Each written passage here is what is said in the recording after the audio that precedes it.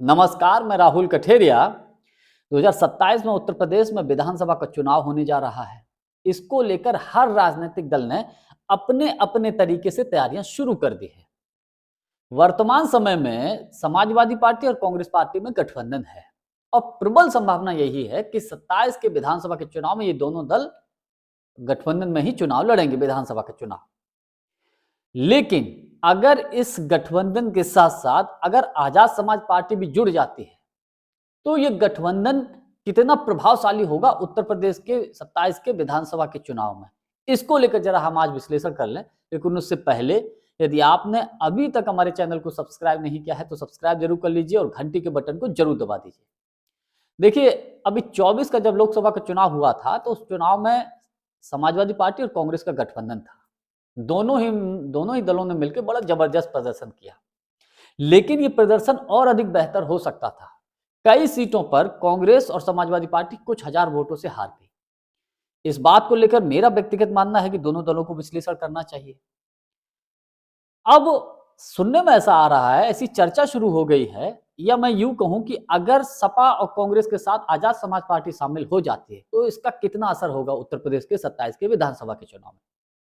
तो देखिए, चंद्रशेखर आजाद जी की इस वक्त पश्चिमी उत्तर प्रदेश में बहुत अच्छी उनकी पकड़ हो गई है। मेरा अपना व्यक्तिगत विश्लेषण ये है, मानना ये है कि पश्चिमी उत्तर प्रदेश के कई सीटों पर वो अच्छा खासा प्रभाव डाल सकते हैं। और पूर्वी उत्तर प्रदेश या बुंदेलखंड क्षेत्र अगर प्रभाव नहीं डाल सकते तो इतना तो कर ही सकते हैं कि हार जीत का तो अंतर कर ही सकते हैं।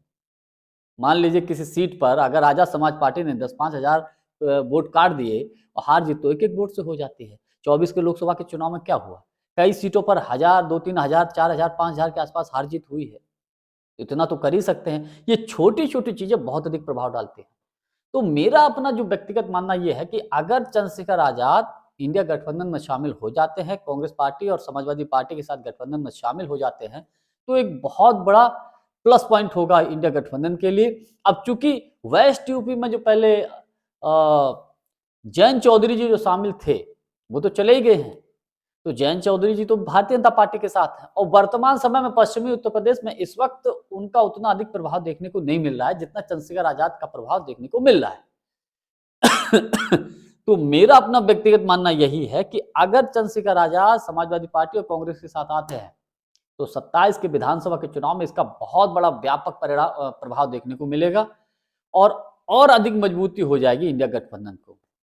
हालांकि भारतीय जनता पार्टी तो अपने तरीके से लगी हुई है, उसके साथ तमाम राजनीतिक दल हैं ही, क्षेत्रीय दल, लेकिन ये और अधिक प्रभावी हो जाएगा क्योंकि दलित समाज का एक बड़ा वर्ग इस वक्त, मेरा जो व्यक्तिगत मानना है, बहन जी से थोड़ा सा छिटक रहा है और वो आजाद समाज पार्टी की तरफ शिफ्ट हो रहा है। हालांकि वो कांग्रेस की तरफ भी जा रहा है, लेकिन ऐसे लोग जो बहुजन समाजवादी पार्टी को वोट देते हैं लेकिन किसी अन्य दल को नहीं देंगे, लेकिन वो आजाद समाज पार्टी को वोट दे देंगे।